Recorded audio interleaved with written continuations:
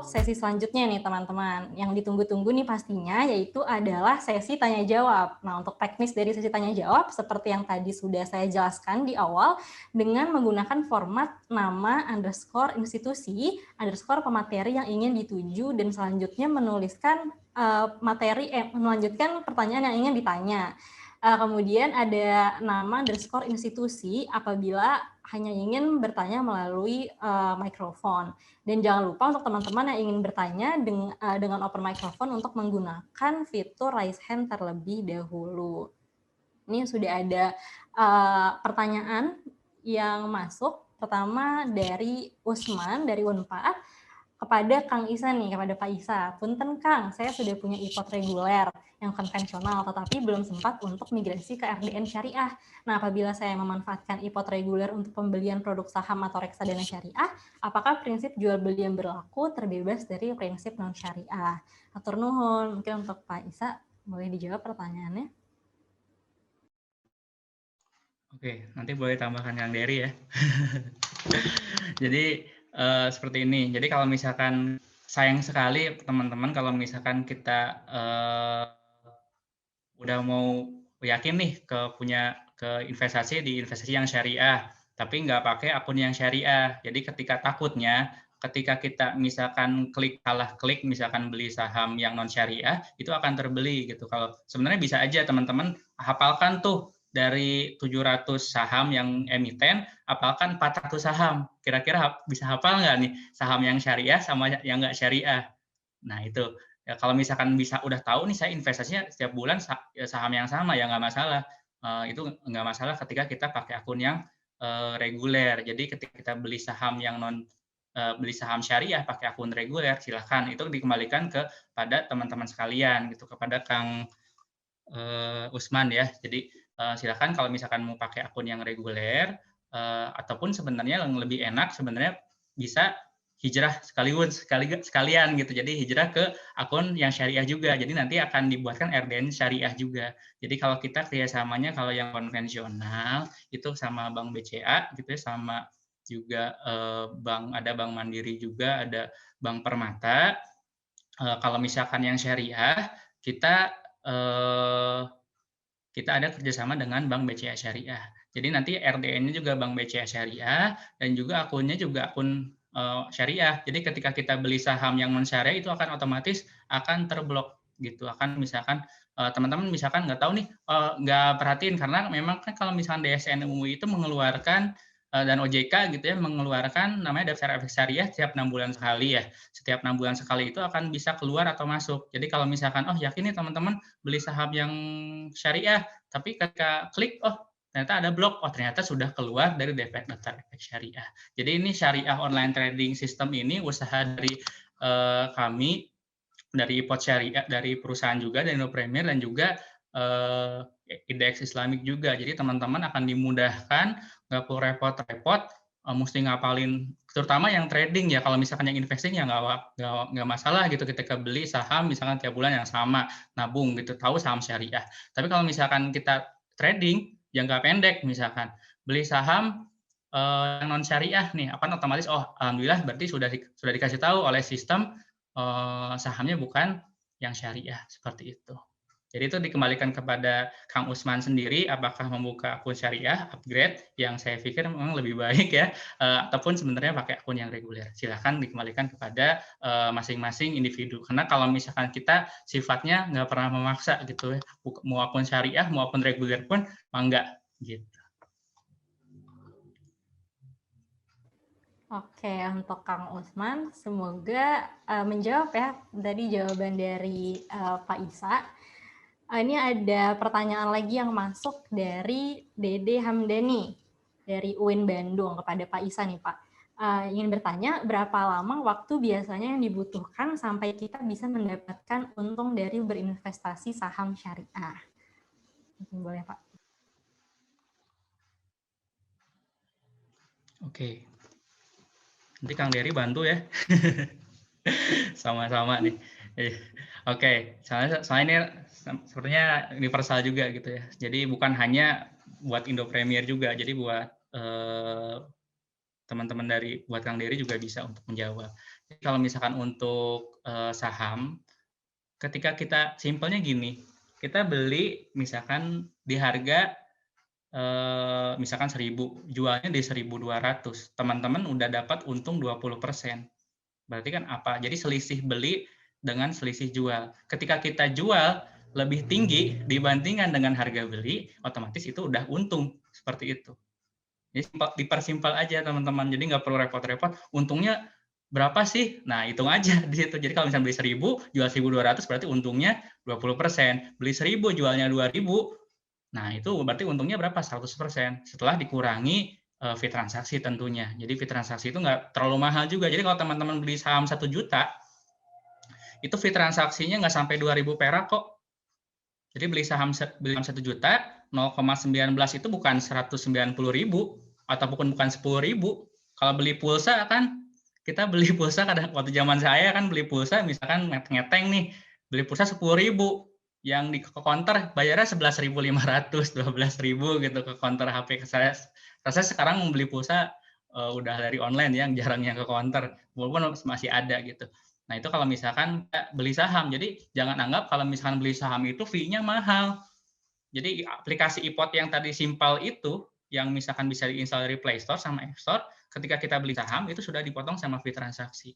Jadi, kalau misalkan beli 0,19% adalah 0, berarti Rp1.900. Kalau misalkan jual, anggaplah jualnya anggaplah beli saham yang lain gitu ya, lalu pengen dijual 10 juta, udah disimpan misalkan 10 tahun, udah naik 10 kali lipat. 10 juta fee-nya berapa nih kalau misalkan transaksi saham? Kalau jual 0,29%. 0,29% itu sudah termasuk pajak juga 10%. Jadi 0,29 dikali 10 juta berapa?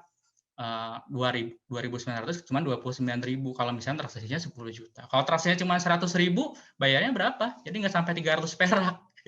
Jadi murah ya kalau misalkan transaksi saham, tapi balik lagi kepada kapan sih kita dapat meraih keuntungan, tergantung dari teman-teman bertindak sebagai apa. Apakah sebagai investor jangka panjang, misalkan beli 1 juta, lalu beli jual 10 juta mungkin 10 tahun kemudian, ataupun sebenarnya trader. Trader itu beli saham hari ini, jual saham misalkan bisa minggu depan, bisa bulan depan. Yang penting selisih beli sama jualnya itu keuntungan teman-teman. Kalau misalkan beli 1.000, jualnya 900, ya rugi 10%. Makanya tips dari saya ketika kita beli saham atau investasi saham atau trading saham, jangan pakai uang panas. Jadi jangan pakai uang, misalkan uang buat semesteran, jangan dibeliin saham. Uang buat bayar kosan, dibeliin saham. Nah, jangan seperti itu. Jadi kalau misalkan kita anggaplah semesterannya udah mau bayar nih, bayar minggu depan, tapi teman-teman tradingin saham dulu. Ya kalau untung, kalau rugi nanti pas dibayar apakah masih tetap utuh misalkan seperti itu. Nah, hati-hati. Jadi baik trading maupun investing, sistemnya adalah kita menggunakan uang yang dingin, yang dipisahkan. Kalau misalnya istilah Kang Dery, bukan disisihkan, tapi emang udah dialokasikan tiap bulan. Misalkan tipsnya, biar gampang, kalau misalnya teman-teman dapat uang saku yang kuliah, ataupun dapat gaji, setelah dapat gaji, baru langsung dipisahkan. Itu buat investasi. Jadi ada pos investasi, ada pos untuk pengeluaran rumah tangga, atau misalnya yang bersama berkeluarga, ya pos misalkan buat bayar buku, buat fotokopi, udah disiapkan. Pos buat investasi juga sudah disiapkan juga. Seperti itu. Jadi keuntungannya simpel aja teman-teman, kalau balik lagi, ketika kita jual lebih tinggi dibandingkan harga beli, itu sudah untung. Itu yang pertama. Yang kedua juga ada namanya dividen. Jadi kalau dividen itu bisa kita terima ketika kita beli saham pada periode tertentu. Nah, jadi biasanya kalau misalnya perusahaan yang baik, biasanya yang misalkan sudah terkenal, yang bonafit, dia akan rutin membagikan dividen kepada pemegang sahamnya. Biasanya nanti akan masuk ke RDE, yaitu kelebihan keuntungan selain kita dapat capital gain. Yang pertama, kalau yang saya beli harga rendah, jual harga tinggi, namanya capital gain. Kalau misalkan yang kedua, kita dapat imbal hasil dari konsekuensi dari perusahaan yang membagikan keuntungan, itu namanya dividen. Yang ketiga adalah teman-teman bisa ikut RUPS. Jadi rapat umum pemegang saham, walaupun teman-teman punya satu lot, itu teman-teman bisa datang ke rapat umum pemegang saham. Seperti itu. Oke, baik. Terima kasih Pak Isa untuk jawabannya. Mungkin dari Pak Dery ingin menambahkan, Pak, mengenai kapan sih kita bisa meraih keuntungan dari berinvestasi di pasar modal syariah. Boleh mungkin Pak tambahkan? Kalau saya jawabannya singkat ya. Kalau ditanya kapan untungnya, alam bisawab ya. Karena memang tiap perusahaan itu punya tingkat pengembalian yang berbeda-beda. Kemudian jangka waktu dia bisa return atau untung tuh beda-beda juga. Nah, sebenarnya fokusnya bukan ke berapa lama, tapi teman-teman benar nggak pilih sahamnya. Intinya itu. Kemudian tadi juga ada pertanyaan, kalau pakai yang pakai akun konvensional gimana? Ini sebenarnya nggak masalah juga kok. Silakan mau pakai akun konvensional selama mematuhi fatwa DSN MUI nomor 80. Nah, SOTS itu, Syariah Online Trading System, sistemnya IPOT Syariah itu tujuannya adalah untuk mempermudah. Jadi makanya teman-teman kalau misalnya mau gampang investasi secara syariah, nggak ribet lagi, nggak mikir lagi nih saham syariah atau enggak, ya lebih baik pakai yang IPOT Syariah. Demikian, Mbak. Baik, terima kasih Pak Dery untuk jawabannya. Ini ada pertanyaan lagi, selanjutnya dari Yasmin Aura dari Unpad, bertanya ke Pak Isa nih. Pak Isa izin bertanya, jika sudah memiliki RDN non-syariah dan ingin mengganti ke syariah, harus registrasi lagi atau bisa langsung diubah? Ini boleh Pak. Ya. Jadi tinggal ini aja, kalau misalkan berarti RDN syariahnya ini Kak Yasmin udah punya akun IPOT syariah atau belum? Kalau misalkan belum, sekalian ada namanya nanti ada form perjanjian. Nanti akan di-share juga di grup ya.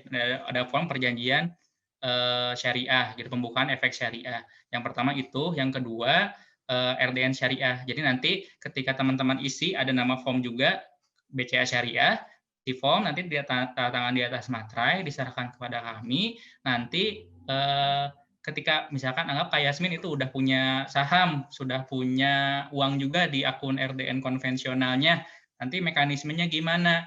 Jadi setelah nanti akun RDN syariahnya itu sudah jadi, itu akan menggantikan RDN yang sebelumnya. Jadi dana yang sebelumnya sama saham sebelumnya akan dipindahkan ke akun syariah. Kalau misalkan sudah terlanjur punya saham yang non syariah, itu akan tetap di akun reguler. Jadi seperti itu teman-teman, Kak Yasmin ya. Jadi mekanismenya simpel aja, jadi tinggal upgrade aja ke akun syariah, itu gampang. Oke, baik Pak Isa atas jawabannya. Jadi gitu ya Yasmin, semoga jawabannya bisa diikuti untuk langsung di-upgrade aja. Nah, berikutnya ada pertanyaan nih untuk Pak Dery dari Wildan. Pak Dery izin bertanya, apa yang harus dilakukan jika tidak lagi masuk ke dalam daftar efek syariah? Mungkin boleh Pak Dery dalam daftar efek ini syariah. sebenarnya Mungkin boleh Pak Dery. Jadi untuk daftar efek syariah itu kan diseleksi setiap 6 bulan sekali. Makanya makanya dia ada saham yang keluar atau ada saham yang masuk. Nah, teman-teman sebenarnya kalau misalnya panik, tapi teman-teman tinggal lakukan switching aset aja kalau ternyata punya saham yang keluar dari saham syariah. Jadi nggak usah panik, tinggal dijual aja sahamnya, kemudian cari saham syariah yang lain. Jadi uangnya dimasukin ke saham syariah yang lain.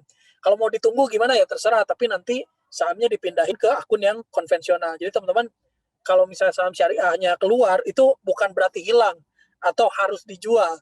Semuanya terserah teman-teman. Jadi mau dijual silahkan, mau disimpan silahkan, tapi sebenarnya dari DSN MUI itu merekomendasikan untuk dijual. Gitu ya teman-teman. Jadi sebenarnya nggak usah panik, dijual aja, cari saham syariah yang lain kan banyak.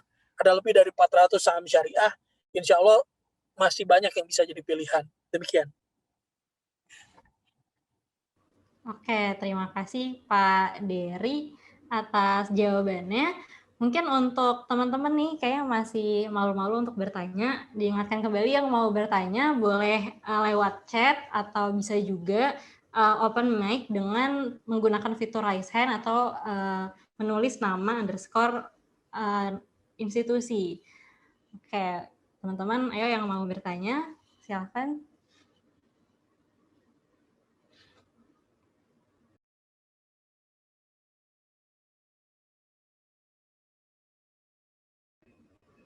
Oke, ini ada pertanyaan dari Gawang dari Unpad. Nah, ini mau bertanya ke Pak Dery. Izin bertanya Pak, sebagai pemilik saham suatu perusahaan yang memiliki hutang riba, apakah kita juga kena dosa riba? Karena saham syariah juga masih punya utang riba maksimal 45%. Boleh untuk Pak Dery. Oke, teman-teman. Jadi, bagi teman-teman harus dikasih tahu, sebenarnya saham itu punya nature dia limited limited risk. Dalam artian semua risiko itu tergantung seberapa besar dari jumlah yang kita investasikan. Contoh kayak kita beli saham 1 juta gitu ya, beli saham Telkom 1 juta. Telkom punya utang, misalnya utang riba 1 miliar, misalnya kayak gitu. Kita harus balik lagi gitu bahwa sebenarnya saham ini dikategorikan syariah karena memenuhi peraturan di POJK nomor 35 tahun 2017, di mana kalau misalnya utang berbasis ribanya tidak lebih dari 45%, maka dia masuk ke dalam saham syariah. Kan pertanyaan jadi unik nih. Wah, mau 45% kayak mau 30% kayak mau 50%, mau 10%, riba tetap riba. 10% riba semua. Nah, hal ini sebenarnya dalam muamalah tidak berlaku untuk institusi gitu ya, untuk institusi atau produk keuangan. Kenapa? Karena yang 1% haram semua haram itu berlakunya untuk makanan yang tidak bisa dipisahkan. Contoh kayak gini, saya punya sop kambing. Sop kambing kan halal gitu ya. Ketetesan 1 sendok misalnya minyak babi gitu ya. Maka si sop kambing ini jadi haram. Satu pancinya haram. Kenapa? Karena tidak bisa dipisahkan. Tetapi kalau kopi luwak kok bisa jadi halal? Itu kan dari belakangnya luwak tuh, dari pupnya luwak, kok bisa jadi halal? Karena bisa dipisahkan mana pup, mana kopinya. Jadi selama bisa dipisahkan, maka bisa jadi halal. Ini namanya adalah tafrikul halal anil haram. Bisa dipisahkan mana yang haram, mana yang halal. Gitu ya. Nah, kalau misalnya pengen yang 100% halal, ada yang namanya emiten syariah. Contohnya adalah perusahaan yang menyatakan diri anggaran dasar, anggaran rumah tangganya mengacu pada prinsip syariah. Contohnya BRI syariah, BTPN syariah, Panin Dubai Bank syariah. Gitu ya. Jadi ada yang 100% syariah, ada yang berdasarkan seleksi. Bagi kami ini tidak ada bedanya, dua-duanya benar saham syariah. Tidak ada yang setengah syariah, tidak ada yang 3/4 syariah, semuanya sama syariah. Kemudian apakah ketika ada utang berbasis riba gitu ya, itu jadi tanggungan kita juga? Ternyata enggak, karena ini limited risk. Kita tidak menanggung hutang-hutang perusahaan. Kita tidak menanggung hutang-hutang perusahaan. Ingat ya, limited risk, kita tidak menanggung hutang perusahaan. Jadi teman-teman jangan takut kalau misalnya, oh saya investasi saham nih, terus perusahaannya bangkrut, apakah saya dikejar-kejar debt collector? Wah, ini nggak akan pernah terjadi. Jadi teman-teman harus paham bahwa nature-nya adalah limited risk. Gitu. Nah, teman-teman, apakah masih bisa peraturannya berubah? Misalnya yang tadinya 45% jadi 30%, jadi 0% bahkan bisa, tapi bertahap. Karena dulu pakai debt to equity ratio 82%. Sekarang lebih ketat lagi 45%. Semua ada belajarnya dulu. Nggak bisa langsung. Kan orang Indonesia pengennya langsung gitu ya. Pengennya serba instan. Contoh misalnya, Deddy Corbuzier itu waktu pertama kali masuk Islam, diliatin tuh di Instagram, diliatin ini adalah sholat Jumat pertamanya Deddy Corbuzier. Itu yang komen nyinyir banyak banget. Kok sholat Jumat takbiratul ihramnya gitu? Kan udah dijelasin itu sholat Jumat pertama, sholatnya aja baru gitu kan. Ngapain dinyinyirin? Namanya juga orang lagi belajar. Jadi untuk ibadah aja ada belajarnya dulu, apalagi yang muamalah. Begitu ya. Jadi satu, untuk dikejar-kejar debt collector atau menanggung utang perusahaan jelas tidak, karena nature dari saham adalah limited risk. Yang kedua, saham syariah itu ada yang diseleksi, ada yang enggak. Gitu ya. Tapi kedua-duanya punya kedudukan yang sama. Dua-duanya sama-sama saham syariah. Dua-duanya sama-sama diperbolehkan oleh Majelis Ulama Indonesia. Demikian, Mas.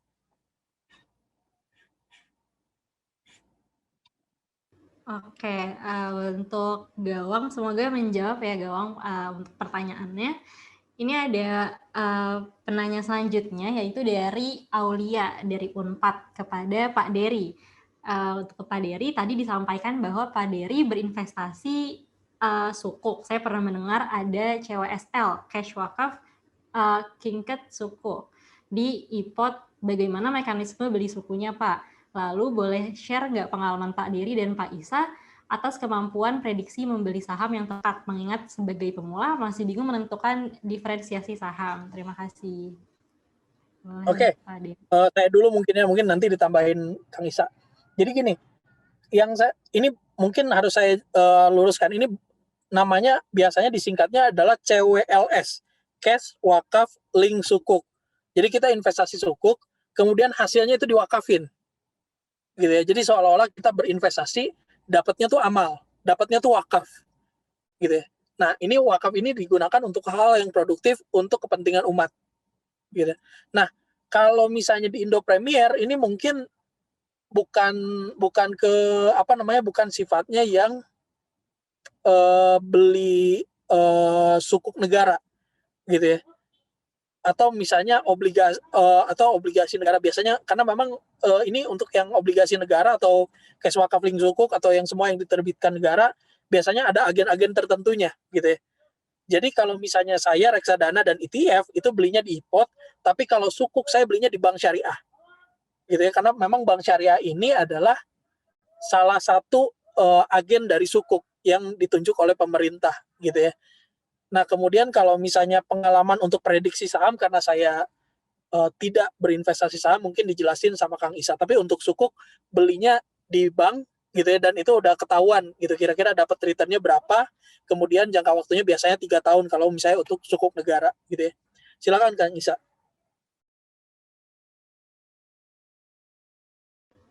Boleh untuk Pak Isa? Oke. Ya, bisa langsung ke pertanyaan yang keduanya aja ya. Bagaimana prediksi membeli saham yang tepat? Oke, kalau misalkan saya bisa prediksi tepat gitu ya, saya berarti ahli ini ya, ahli menggandakan uang. Jadi ahli ini ya, mungkin kita tahu ya ada di luar sana Dimas Kanjeng mungkin ya Kang Dery ya. Kalau pasti tepat gitu ya. Sama seperti kalau misalkan kita berjudi pun nggak ada yang ini pasti gitu ya. Dan sebenarnya kalau misalkan di dunia ini yang penuh dengan uncertainty ya, jadi semuanya penuh ketidakpastian. Makanya tadi di awal ya, sekarang kondisinya pandemi, siapa yang akan bisa prediksi pandemi pada saat ini gitu. Semua orang tiba-tiba WFH, tiba-tiba kita semuanya bekerja misalkan atau misalkan kuliah dari rumah, nggak ada yang tahu kan. Itu sebenarnya simpelnya seperti itu aja. Apalagi saham gitu, apalagi investasi. Jadi sebenarnya kalau misalkan investasi, teman-teman bukan pingin jadi pasti tepat gitu ya, pasti 100% akurat gitu, karena ya memang kita tahu ya kesempurnaan hanya milik Allah Subhanahu wa taala gitu. Nah, kalau misalkan teman-teman anggap saya punya analogi seperti ini. Ketika kita beli saham tapi kita tidak punya pengetahuan gitu ya, baik analisis gitu ya, analisis perusahaannya atau analisis fundamental ataupun analisis teknikal, kita beli kucing dalam karung. Berarti kemampuannya sama kayak kita lempar koin. 50%, 50%, 50-50. Seperti itu. Jadi bisa dapat menang kepala, bisa dapat menang ekor gitu kalau misalkan kita lempar koin. Kita beli saham misalkan tebak-tebakan aja, tebak-tebak buah manggis misalkan ya. Beli saham tebak-tebak aja atau ikut-ikutan orang. Ikut-ikutan orang saya bilang tebak-tebakan karena kita nggak tahu si orang itu emang ahli atau enggak gitu kan. Kita ikut-ikutan aja, jadi istilahnya sekarang bahasa kerennya FOMO gitu ya, fear of missing out, tahu ketinggalan. Sahamnya naik ikut naik, sahamnya turun ikut jual, ikut panik. Nah, mungkin sekarang ya perlu kita edukasi masyarakat Indonesia, ya kita belajar dulu, bener kan di Kang Dery, ikro dulu, pelajari gitu ya. Dengan kita mempelajari baik dari buku, teman-teman ikut seminar pasar modal, teman-teman ikut banyak event-event syariah gitu ya. Jadi tahu lah istilahnya perusahaan ataupun ikut ada yang namanya kalau misalkan RUPS, teman-teman ikut aja. Misalkan sebagai pemegang saham, teman-teman bisa tanya tuh ke direktur bagaimana kondisi perusahaan, prospek ke depannya, bisa tanya ke perusahaannya. Ketika dapat jawaban, oh ada rencana-rencana dan teman-teman rasa logis, yaitu bisa dipertimbangkan untuk membeli saham tersebut lebih banyak lagi. Seperti itu. Ataupun misalkan analis teknikal menggunakan tren harga, kita bisa menentukan tren apakah trennya sedang naik, apa sedang turun. Kalau tren harga naik, bisa pertimbangan untuk beli. Itu menggunakan analisis teknikal. Seperti itu. Jadi sebenarnya kalau misalkan tadi saya bilang 50% itu adalah judi, dengan kita belajar analisis ya, baik analisis teknikal dan fundamental, itu kita meningkatkan kemungkinan kita meraih keuntungan. Bisa 50%, 60%, 70% lebih meningkat. Kalau misalkan saya rasa di saham ataupun investasi manapun nggak ada yang sampai 90% atau 100% mendekati. Makanya kenapa kalau misalkan kita kenal, yang pasti-pasti malah riba. Bunga bank fix ya, fix misalkan setahun 5%, itu fix. Nah, itu malah riba. Makanya kenapa nggak serta-merta yang pasti itu boleh. Di syariah pun sebenarnya ketidakpastian itu diperbolehkan, seperti investasi di saham, investasi di sukuk, investasi di yang lain, karena underlying-nya juga ada, seperti itu. Dan juga bagaimana sih menentukan diferensiasi nih, Kang? Ada pertanyaan tentang diferensiasi. Jadi diferensiasi itu yang paling simpel adalah kita menyimpan pada kelas aset yang beda. Jadi disebut aset allocation ya. Bisa tadi Kang Dery sudah kasih clue, beli reksadana juga beli suku karena nggak boleh beli saham. Nah, kalau misalkan saya beli saham, beli reksadana, dan juga beli juga sukuk juga seperti itu. Nah, ketika ada misalkan yang satu turun, itu yang lainnya bisa menopang. Kalau misalkan saya kasih contoh spesifik ke saham, itu pilih saham yang sektornya berbeda. Seperti saya contoh tadi, ada saham Unilever, ada saham Telkom. Jadi teman-teman kalau misalkan beli saham Telkom, Indosat, Excel gitu. Kan ada salah satu analisis fundamental itu membandingkan perusahaan yang terbaik di sektornya. Jadi kalau misalkan teman-teman beli saham Telkom, Indosat, Excel, berarti tidak memenuhi kaidah ya analisis fundamental tadi. Berarti semuanya bagus dong dianggapnya seperti itu. Nah, itu adalah diferensiasi. Jadi pilih sektor yang berbeda kalau saham. Kalau misalnya reksadana, pilih reksadana yang berbeda-beda. Misalkan ada reksadana pendapatan tetap, nah isinya reksadana pendapatan tetap, ada sukuk juga, ada juga pasar uang juga.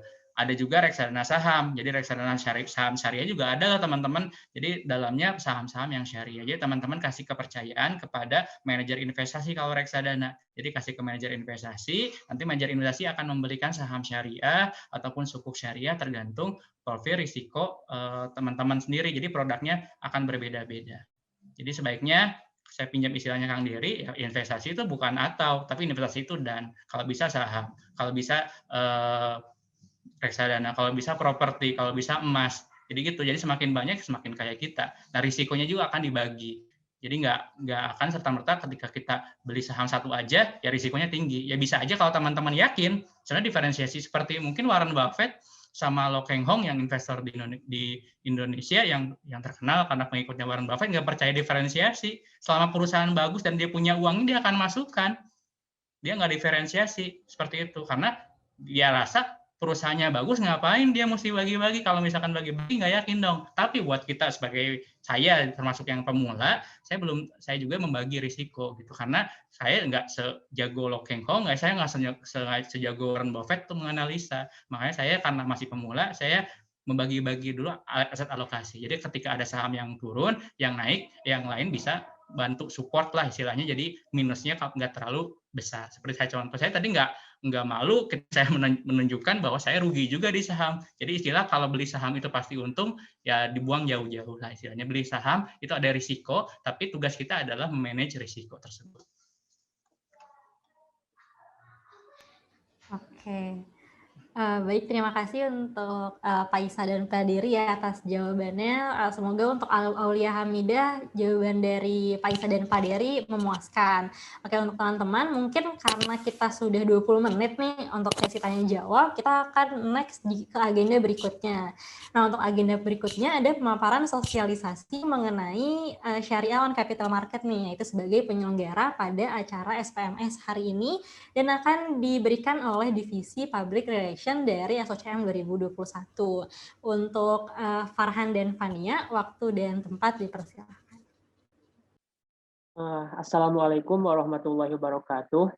Selamat siang rekan-rekan Sekolah Pasar Modal Syariah. Di sini kami dari Public Relations SOCM akan memaparkan mengenai organisasi Syariah on Capital Market atau SOCM.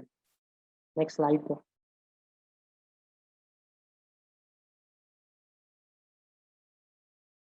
Nah, yang pertama, di slide pertama, apa itu Syariah on Capital Market? Nah, Syariah on Capital Market atau sering disebut SOCM ini merupakan komunitas atau organisasi yang bergerak di bidang pasar modal syariah dan memiliki tujuan untuk mengedukasi dan mensosialisasikan pasar modal syariah kepada masyarakat luas, terutamanya kepada mahasiswa. Boleh, next slide.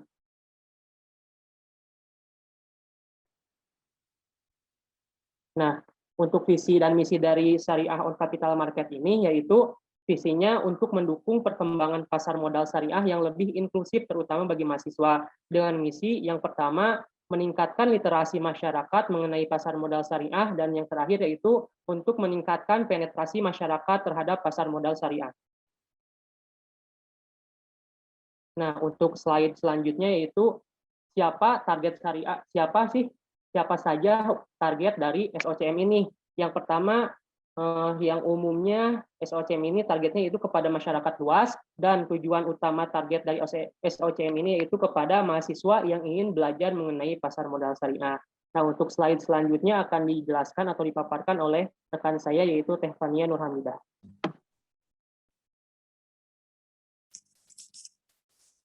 Oke, jadi selanjutnya itu sebenarnya kegiatan di SOCM itu ada apa aja sih? Yang pertama itu ada Sekolah Pasar Modal Syariah, yang mana yang sedang diadakan di hari ini. Jadi kalau Sekolah Pasar Modal Syariah itu program dari Divisi Edukasi untuk sosialisasi mengenai pasar modal syariah. Lalu yang kedua itu ada seminar pasar modal syariah, yang mana berbeda dengan Sekolah Pasar Modal Syariah. Kalau di seminar ini kita lebih membahas topik-topik dan isu kontemporer yang terjadi dalam pasar modal syariah. Terus juga yang ketiga itu ada insight pasar modal syariah. Jadi kita juga melakukan sharing insight di sosial media SOCM. Contohnya itu kayak SOCM 20 Weekly itu tuh mengenai indeks saham syariah mingguan, terus juga ada ensiklopedia pasar modal syariah, dan konten-konten lain mengenai pasar modal syariah yang mana itu di-postnya di sosial media SOCM. Next. Oke, selanjutnya itu ada kegiatan-kegiatan, ini tuh gambar dari kegiatan-kegiatan SOCM pada saat masih di kampus. Jadi yang pertama itu ada kegiatan bonding juga untuk internal pengurusnya. Jadi selain kita mempererat tali silaturahmi, kita juga membahas mengenai pasar modal, terus juga kita bermain stock lab, atau simulasi transaksi di pasar modal. Terus juga ini juga ada SPMS pada saat masih offline, kita adakan di Fakultas Ekonomi dan Bisnis Unpad. Terus juga di SOCM sendiri itu ada edukasi internal, jadi selain kita memberikan edukasi masyarakat, internal pengurusnya pun diberikan edukasi agar lebih memahami mengenai pasar modal syariah. Next.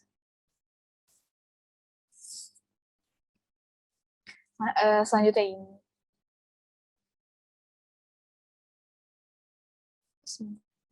Selanjutnya bagi para peserta Sekolah Pasar Modal Syariah, mungkin boleh mengisi link evaluasi SPMS 1 dulu agar mendapatkan sertifikat, dan panitia juga boleh mengirimkannya di link chat Zoom, atau mungkin para peserta bisa langsung scan QR code-nya. Mungkin silakan boleh diisi dulu sekarang.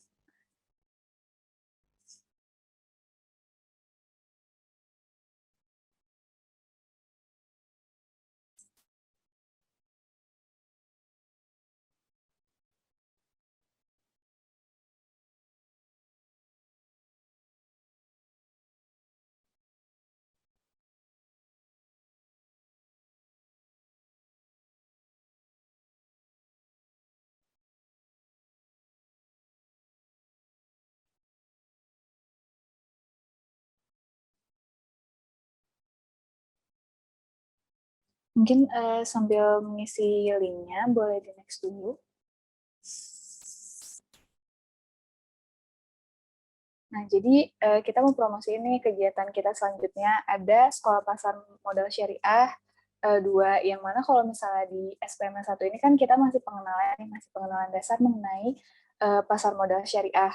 Terus kalau misalnya di SPMS 2 ini kita udah secara lebih spesifik nih membahas mengenai investasi saham syariah, yang mana materinya itu kita membahas instrumen-instrumennya, terus juga gimana sih cara menganalisis saham yang baik itu secara fundamental atau teknikal, terus juga apa sih perbedaan saham syariah sama saham konvensional. Nah, untuk acaranya sendiri itu diadakannya di hari Sabtu tanggal 1 Mei 2021 jam 1 siang sampai jam 3 siang.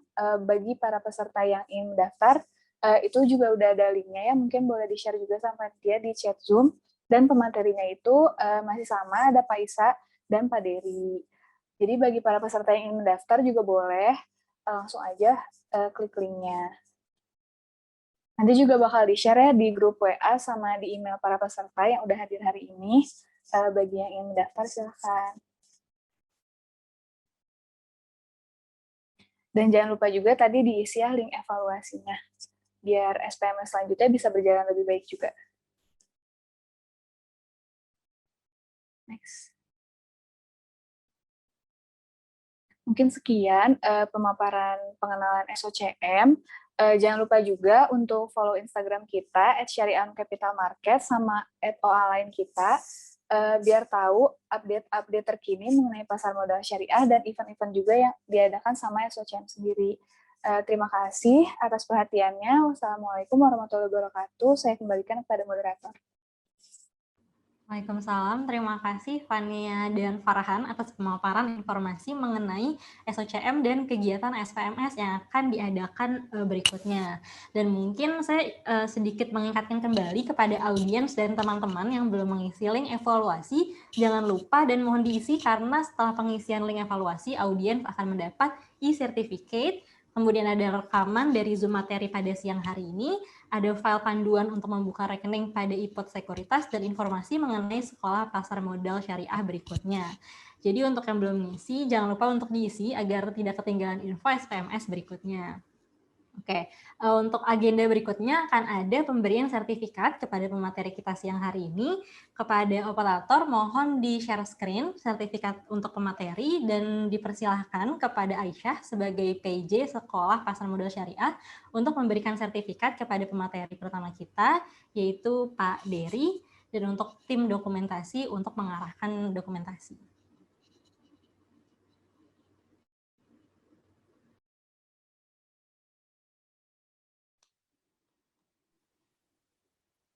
Thank you ya, makasih banyak.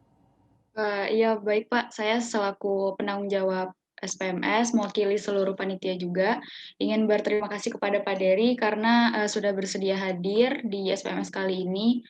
Tadi juga pembawaan materinya cukup seru dan menarik ya Pak. Semoga ilmu-ilmu yang disampaikan dapat bermanfaat bagi kita semua. Mangga kepada tim dokumentasi.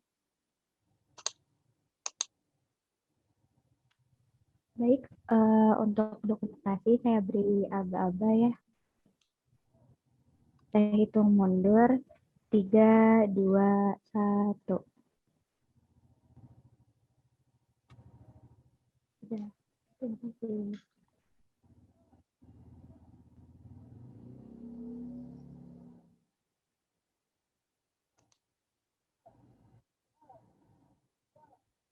Oke, terima kasih kepada Aisyah dan Pak Dery. Selanjutnya Aisyah silakan diperkenankan untuk memberikan sertifikat kepada pemateri kedua kita, yaitu Pak Isa, dan untuk tim dokum untuk memandu jalannya dokumentasi.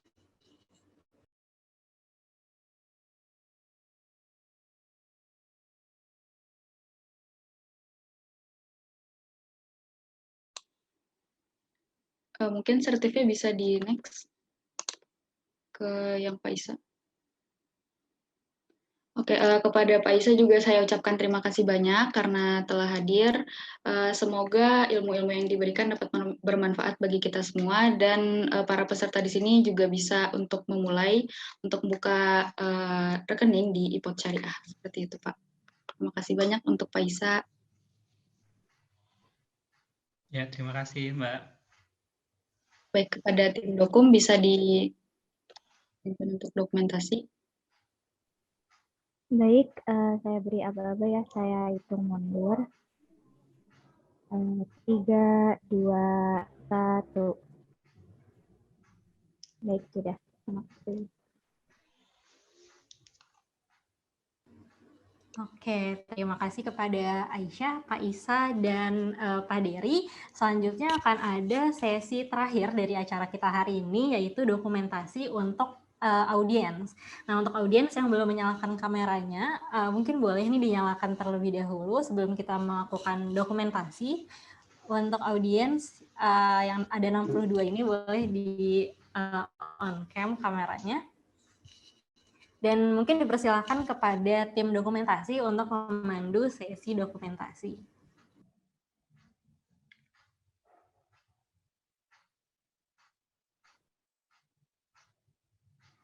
Baik, masih.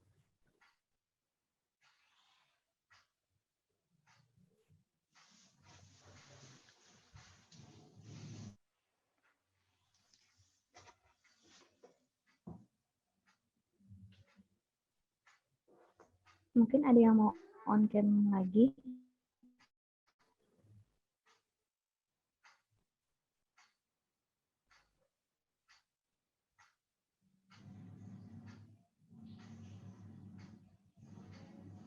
Baik, untuk abal saya hitung mundur ya. 3, 2, 1.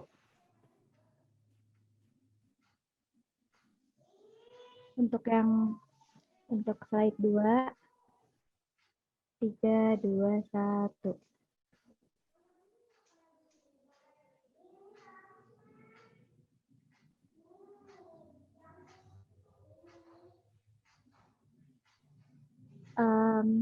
Sekarang bisa berpose. Saya hitung mundur lagi. 3, 2, 1. Baik, terima kasih. Oke, baik. Terima kasih untuk Yasmin selaku tim dokumentasi. Tidak terasa, kita sudah ada di penghujung acara nih teman-teman. Semoga dari apa yang sudah diberikan oleh Pak Dery dan Pak Isa yang sudah disampaikan bisa menambah wawasan teman-teman, menambah pengetahuan mengenai pasar modal syariah, dan menumbuhkan kemauan teman-teman nih untuk menjadi investor muda syariah. Sebelumnya aku ingin mengucapkan terima kasih yang sebanyak-banyaknya kepada Pak Dery dan Pak Isa yang sudah bersedia menyempatkan waktunya untuk hadir dan bersedia menjadi pembicara di acara Sekolah Pasar Modal Syariah hari ini. Dan aku juga mau mengucapkan terima kasih yang sebanyak-banyaknya untuk teman-teman yang sudah menyempatkan waktunya hadir pada SPMS hari ini. Jangan lupa untuk follow sosial media SOCM dan hadir di SPMS berikutnya. Dari saya, selaku moderator, pamit undur diri. Assalamualaikum warahmatullahi wabarakatuh. Terima kasih semua yang udah hadir. Waalaikumsalam warahmatullahi wabarakatuh. Terima kasih banyak Kak. Waalaikumsalam warahmatullahi wabarakatuh. Banyak Pak Dery dan Pak Isa. Thank you ya. Banyak Pak. Ya, terima kasih semua. Satu Pak Isa dan Pak Kang Dery. Oh, terima kasih Kang Isa. Ini banyak mahasiswa Pak Irwan juga kayaknya ya. Ini ada stafnya Pak Irwan juga nih. Mila ngapain Mila? Halo Pak. Panitia, provokatornya sepertinya ini. Terima kasih Pak udah datang Pak. Oke, thank you ya. Ya, makasih ya semua. Sukses buat semuanya. Selamat datang jadi investor pasar modal syariah Indonesia. Semoga sukses ya.